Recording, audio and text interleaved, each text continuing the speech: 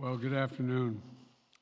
Yesterday, Vladimir Putin recognized two regions of Ukraine as independent states.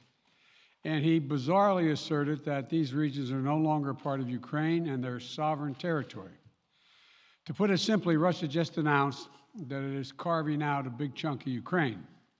Last night, Putin authorized Russian forces to deploy into these regions. Today, he asserted that these regions are actually extend deeper than the two areas he recognized, claiming large areas currently under the jurisdiction of the Ukrainian government. He's setting up a rationale to take more territory by force, in my view. And if we listened to his speech last night, and many of you did, I know, he's setting up a rationale to go much further. This is the beginning of a Russian invasion of Ukraine, as he indicated and asked permission to be able to do from his Duma. So let's begin to, I'm going to begin to impose sanctions in response far beyond the steps we and our allies and partners implemented in 2014. And if Russia goes further with this invasion, we stand prepared to go further as with sanctions. Who in the Lord's name does Putin think gives him the right to declare new so-called countries on territory that belong to his neighbors? This is a flagrant violation of international law and it demands a firm response from the international community.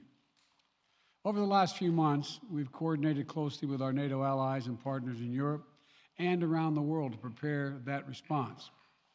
We've said all along, and I've told Putin to his face more than a month ago, that we would act together. And the moment Russia moved against Ukraine, Russia has now undeniably moved against Ukraine by declaring these independent states. So today, I'm announcing the first tranche of sanctions to impose costs on Russia in response to their actions yesterday.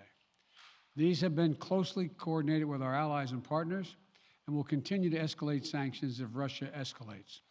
We're implementing full blocking sanctions on two large Russian financial institutions, VEB and their military bank. We're implementing comprehensive sanctions on Russia's sovereign debt. That means we've cut off Russia's government from Western financing.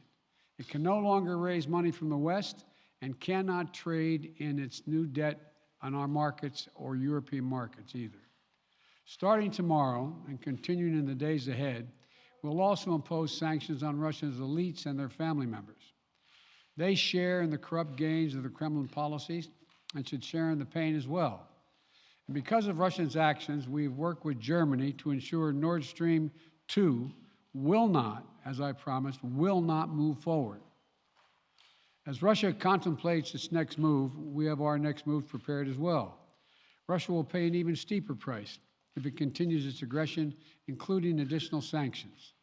The United States will continue to provide defensive assistance to Ukraine in the meantime, and will continue to reinforce and reassure our NATO allies. Today, in response to Russia's admission that it will not withdraw its forces from Belarus, I have authorized additional movements of U.S. forces and equipment already stationed in Europe to strengthen our Baltic allies, Estonia, Latvia, and Lithuania. Let me be clear, these are totally defensive moves on our part. We have no intention of fighting Russia. We want to send an unmistakable message, though, that the United States, together with our allies, will defend every inch of NATO territory and abide by the commitments we made to NATO. We still believe that Russia is poised to go much further in launching a massive military attack against Ukraine. Hope I'm wrong about that. Hope we're wrong about that. But Russia has only escalated its threat against the rest of Ukrainian territory, including major cities and including the capital city of Kyiv. There are still well over 150,000 Russian troops surrounding Ukraine.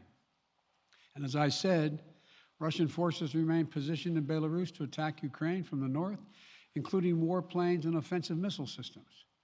Russia's moved troops closer to Ukraine's border with Russia. Russia's naval vessels are maneuvering in the Black Sea to Ukraine's south, including amphibious assault ships, missile cruisers, and submarines. Russia's moved supplies of blood and medical equipment into position on their border. You don't need blood unless you plan on starting a war. Over the last few days, we've seen much of the playbook that Secretary Blinken laid out last week in the United Nations Security Council come to pass. A major increase in military provocations and false flag events along the line of contact in the Donbass. Dramatically staged, conveniently on-camera meeting of Putin's Security Council to grandstand for the Russian public.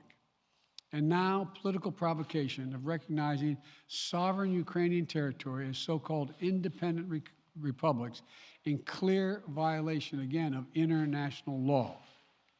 President Putin has sought authorization from the Russian parliament to use military force outside of Russian territory.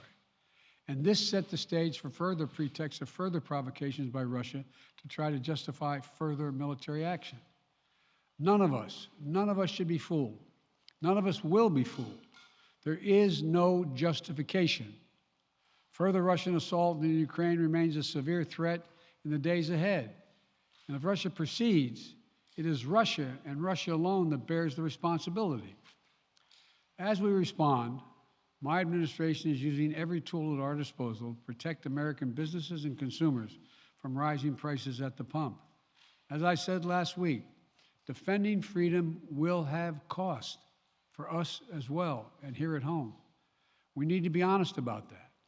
But as we do this, I'm going to take robust action to make sure the pain of our sanctions is targeted at the Russian economy, not ours. We're closely monitoring energy supplies for any disruption. We're executing a plan in coordination with major oil-producing consumers and producers toward a collective investment to secure stability in global energy supplies. This will blunt gas prices. I want to limit the pain the American people are feeling at the gas pump. This is critical to me.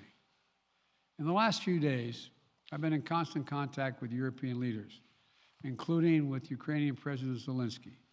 Vice President Harris met in person with the leaders in Germany over the weekend at the Munich conference, including President Zelensky. At every step, we have shown the United States and our allies and partners are working in unison, which he hasn't been counting on, Mr. Putin. We're united in our support of Ukraine. We are united in our opposition to Russian aggression. And we're united in our resolve to defend our NATO alliance. And we're united in our understanding of the urgency and seriousness of the threat Russia is making to global peace and stability. Yesterday, the world heard clearly the full extent of Vladimir Putin's twisted rewrite of history, going back more than a century, as he waxed eloquently, noting that, well, I'm not going to go into it, but nothing in Putin's lengthy remarks indicate any interest in pursuing real dialogue on European security in the year 2022. He directly attacked Ukraine's right to exist. He indirectly threatened territory formerly held by Russia, including nations that today are thriving democracies and members of NATO. He explicitly threatened war unless his extreme demands were met. And there's no question that Russia is the aggressor. So we're clear-eyed about the challenges we're facing. Nonetheless, there is still time to avert the worst-case scenario that will bring untold suffering to millions of people if they move as suggested. The United States and our allies and partners remain open to diplomacy if it is serious. When all is said and done, we're going to judge Russia by its actions, not its words. And whatever Russia does next, we're ready to respond with unity, clarity, and conviction. We'll probably have more to say about this as it moves on. I'm hoping diplomacy is still available. Thank you all very much.